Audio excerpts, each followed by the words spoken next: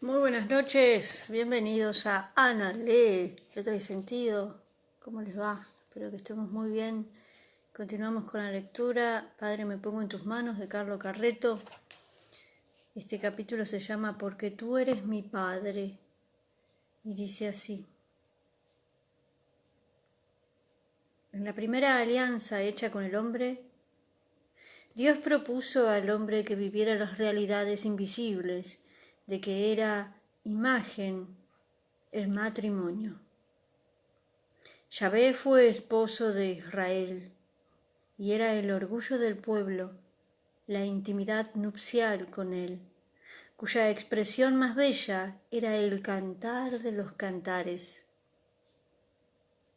En la segunda alianza hubo una propuesta diversa, la de la paternidad de Dios. En efecto, Jesús, hablando de Dios, ya no se servirá de la imagen del esposo, sino que lo llamará Padre.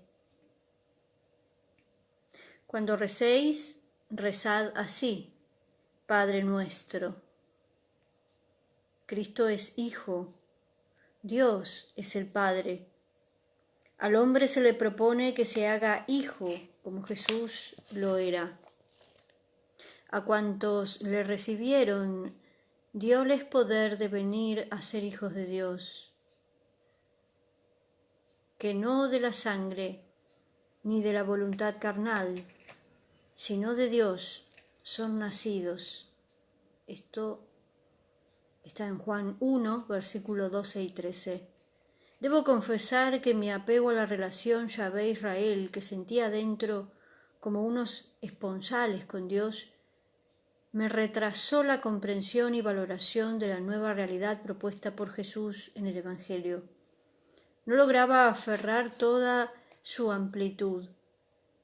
Mi teocentrismo radical me oscurecía la realidad en que estaba inmerso.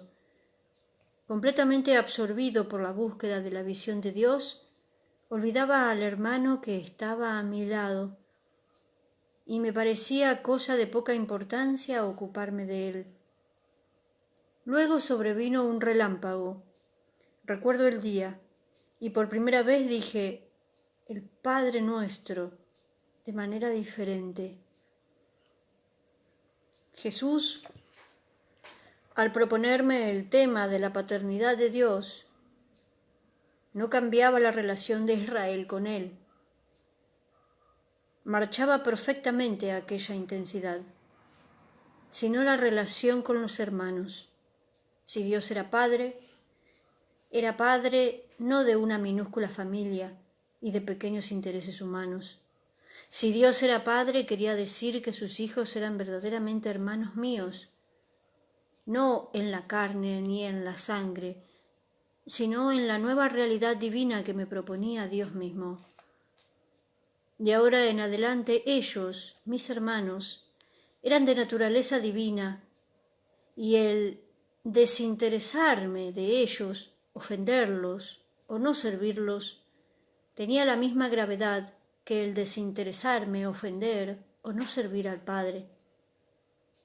Por primera vez sentía en la carne la unidad entre el primero y el segundo mandamiento. ¿Cuántas veces lo había oído decir? Esta vez lo sentía dentro. Es una cosa completamente distinta. Jesús, diciéndome que Dios es Padre, asienta las bases de la divinidad de toda la familia humana y lleva a sus extremas consecuencias las realidades entre los hombres, las relaciones entre los hombres, Bajo esta luz es como se entiende la violencia y la drasticidad del capítulo 25 de Mateo. Apartaos de mí, malditos, al fuego eterno, porque tuve hambre y no me disteis de comer. No quitar el hambre a mi hermano, negarle el pan, es como negar el pan a Dios mismo, que pasa a mi lado y me tiende la mano. El pecado contra el hombre es el mismo pecado contra Dios. Entrambos son de la misma familia, que por otra parte es la mía. No hay posibilidad de escapar. Mi hermano es verdaderamente, con todos los títulos, mi hermano. El aspecto de la humanidad cambia de rostro. Ahora digo, quiero la unidad de la familia humana. No puedo tener dinero si me lo pide mi hermano. Si tengo 2 vestidos, debo dar uno a quien no lo tiene. La igualdad de todos es ley religiosa, la fraternidad universal, la tensión constante. Pero hay más aún. Mi hermano es iglesia conmigo porque la iglesia es precisamente señal de aquella reunión universal y celeste a que hemos sido llamados como hijos de Dios y hacia la cual nos encaminamos. Todo se ilumina con nueva luz. Mi hermano es sacramento de la iglesia, signo visible de mi amor. He de compartir con él el pan de la tierra y el pan del cielo. Comparto con él la oración y el trabajo, la solidaridad humana y la caridad divina, los bienes visibles y los invisibles. La iglesia se convierte en la más estupenda de las reuniones, en la comunidad más perfecta, el lugar de Dios y de los hombres, la presencia de Cristo, el ágape del amor, la señal del banquete celestial. El cristianismo surgió como iglesia, comunidad, reunión.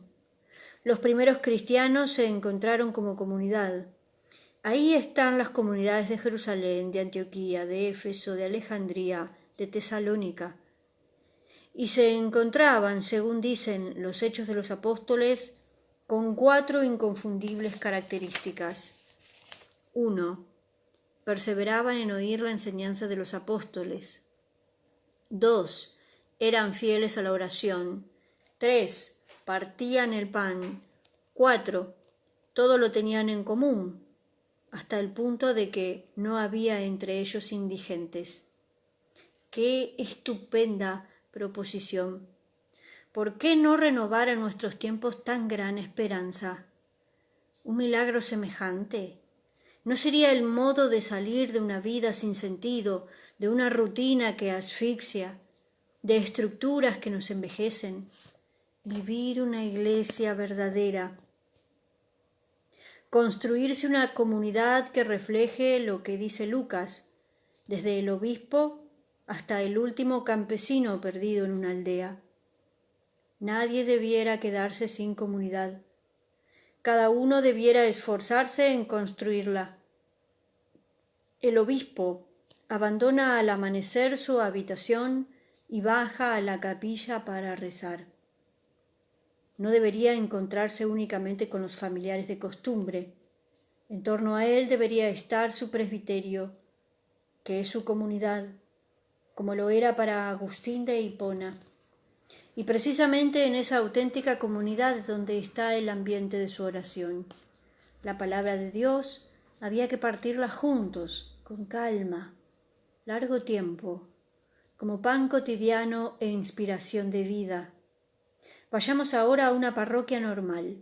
Existen en ella algunas comunidades religiosas, quizá minúsculas e incapaces de llevar una vida propia, grupos de militantes al comienzo de su vida espiritual. ¿Por qué, por ejemplo, no comenzar el día con el oficio de laudes recitado juntamente? ¿Por qué ha de decir el oficio cada uno por su cuenta? ¿No sería mejor reunirse todos juntos y tener una hora de auténtica oración, confiando a uno más competente la exégesis de la palabra y tratando de hacer comunidad lo más cálidamente posible? Yo creo que ha llegado la hora de pensar seriamente en ello. Todos los cristianos de fe deberían sentirse pertenecientes a una verdadera comunidad de oración. Si la parroquia es viva, la comunidad ya está hecha, pero si está muerta o reducida a los funerales, es menester comenzar por comunidades homogéneas, basadas en la amistad, en la solidaridad y así sucesivamente, hasta la comunidad de bienes y el partir juntos el pan. Y aquí quisiera decir unas palabras un poco fuertes. Sacudámonos el miedo. Se diría que ciertos organismos se creen detentadores absolutos de la novedad. Si una comunidad no nace en su casa, hacen todo lo posible para no reconocerla. Hacen lo contrario de lo que hicieron los apóstoles. Cuando oyen decir que en Antioquía había surgido un grupo de paganos que se reunían en el nombre de Cristo, no se ofendieron ni lo boicotearon, sino que enviaron a Bernabé. Y Bernabé, así que llegó y vio la gracia de Dios, se alegró. ¿Hay que alarmarse necesariamente siempre que en la parroquia nace algo nuevo? ¿Habrá que creer que el espíritu está solo con quien está constituido en autoridad? Y por otra parte, una palabra igualmente fuerte va dirigida a esos grupos iglesia que surgen sin relación alguna con el párroco o con el obispo, así, como si lo hubieran decidido de antemano. Con demasiada facilidad se olvida uno de los elementos, y en los Hechos de los Apóstoles está enumerado, en primer lugar, básicos de la Iglesia. Perseveraban en oír la enseñanza de los apóstoles. Esto es grave, y ciertamente no entra en el espíritu de Cristo, pues si podemos augurar que los obispos tengan cada vez más confianza y estén abiertos a las novedades, a fin de que no se apague el espíritu, debemos impulsar a los diversos grupos espontáneos que surgen a tener confianza en los obispos y comprometerlos en este gran trabajo de renacimiento y de comunión de la Iglesia. Y esto no para obtener los habituales permisos o ganarnos untuosas complacencias, sino para ejecutar fielmente lo que Cristo quiere de nosotros. No hay iglesia sin obispo, y no estamos ciertamente en la voluntad de Dios si prolongamos demasiado tiempo situaciones anormales. El cardenal Pellegrino dijo con feliz expresión: caminemos juntos. Y este modo de pensar parece no ser otro que el comentario moderno de aquello que decían los padres y que tan bien resumía San Agustín: yo con vosotros soy cristiano y para vosotros soy obispo. Hacerse una comunidad, vivir en una comunidad que sea vida, amor, oración, Eucaristía, servicio. Sobre todo que sea iglesia. ¿Cuándo podemos decir que un agrupamiento de hombres y de mujeres, de jóvenes y viejos, se convierte en iglesia? ¿Qué diferencia hay entre un grupo iglesia y un grupo cualquiera que se reúne por motivos deportivos, culturales, políticos, terapéuticos? La respuesta es sencilla. El grupo se hace iglesia cuando se reúne en torno a la palabra, como la primera comunidad. Es la palabra de Dios proclamada en la comunidad la que atrae al Espíritu, y es el Espíritu del Señor el que hace la iglesia. Y en la iglesia encontramos los auxilios necesarios para avanzar en el amor. En la iglesia encontramos la unidad, hallamos la Eucaristía. En ella alimentamos nuestra fe, vivimos la esperanza, hacemos más verdadero nuestro amor. Sin iglesia es difícil vivir. Si os preguntáis seriamente por las dificultades actuales vividas por los cristianos, debéis admitir que provienen en su mayor parte del aislamiento en que viven. No tienen iglesia, y si la tienen, es una esclerotizada comunidad parroquial hecha solamente para las estadísticas ilusorias. ¿Cuántos jóvenes no encuentran ya en la parroquia una agrupación viva que les sirva de iglesia? En las mismas comunidades religiosas, ¿cuántos individuos viven aislados en una realidad agonizante por falta de unidad, de oración o de amor? Son conventos, pero no comunidades de oración. Son monasterios, rezan sin amarse. Son familias, no tienen comunicación. ¿Qué muerte es para la Iglesia Universal este estado de cosas? Sacerdotes que no tienen amigos y que rezan solos, obispos en sus capillas privadas recitando vísperas en soledad. La señal de la muerte de la comunidad cristiana es precisamente esto: celebrar la liturgia sin comunidad, como asunto privado. Es inconcebible. Es como hacer una comida solo habitualmente. Es una grave señal de vejez o de incapacidad para entender las cosas, o de egoísmo. Y para terminar con el tema de la comunidad de iglesia, voy a permitirme insistir todavía sobre una cosa. No debemos atrincherarnos tras el acostumbrado estribillo: a mí no me incumbe, aquí no se mueve nadie, es cosa del párroco, del obispo o de mi madre. Yo pienso que nos incumbe a todos. La primera señal de conversión con que se demuestra que hemos comprendido lo que es la Iglesia es no considerar Iglesia solo al Vaticano o la diócesis, sino a cada uno de nosotros. Somos Iglesia. Cada uno de nosotros es Iglesia. Qué fuerte, qué fuerza se lograría si todos los cristianos repitieran: yo soy Iglesia, y cada cual aportase su grano de arena a la acción del obispo diciendo: a mí me incumbe. Ahora empiezo. Ahora trato de hacerme una comunidad. No quiero seguir solo. Quiero buscar mi camino con otros, vivir mi vida. Aunque seamos pocos, quiero empezar. Rezaremos en las casas, leeremos la Biblia juntos, celebraremos la Eucaristía como los primeros cristianos, nos ayudaremos, pondremos en común el mayor número de nuestros bienes. Será una vida iluminada por el Evangelio. Y pienso también que el terrible y angustioso problema de las vocaciones sacerdotales encontraría en estas comunidades su puesta en marcha. Una comunidad de oración, una comunidad de iglesia que vive intensamente la fe, se convierte automáticamente en un seminario. Allí, donde se anuncia la palabra, está el Espíritu, y la misión del Espíritu es hacer iglesia y distribuir los carismas. Estoy plenamente convencido de que el carisma del sacerdocio se manifestará de ahora en adelante en estas comunidades maduras de fe y de oración, más que en estos desvaídos y anémicos colegios de muchachotes reunidos solamente por el miedo a que falten las vocaciones. Las comunidades vivas y fecundas en nuestro tiempo, como la comunidad de Taizé, de Bosse, las comunidades neocatecumenales, los cursillos de cristiandad, los grupos de comunión y liberación, las comunidades de San Gil, los grupos pentecostales, la Pro Civitate Cristiana, las diversas fraternidades que se inspiran en el padre de Foucault y las muchas comunidades de base no tienen problemas de vocaciones.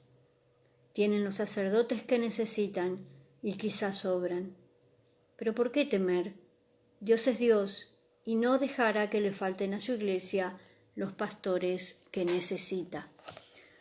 Bueno, fuerte este capítulo, una gran crítica hacia la iglesia. Además, también pienso yo que es una invitación a la acción de cada uno de nosotros, de ponerse en marcha, de hacer, ¿no? Hacer uno mismo, iniciar el movimiento, iniciar una comunidad, iniciar un grupo de oración, iniciar una vida dentro de la iglesia, una vida más de intimidad, más familiar. Fuerte este capítulo.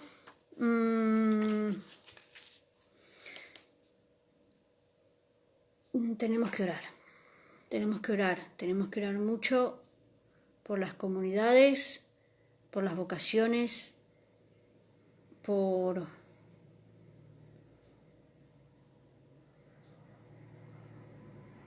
porque crezca nuestra fe.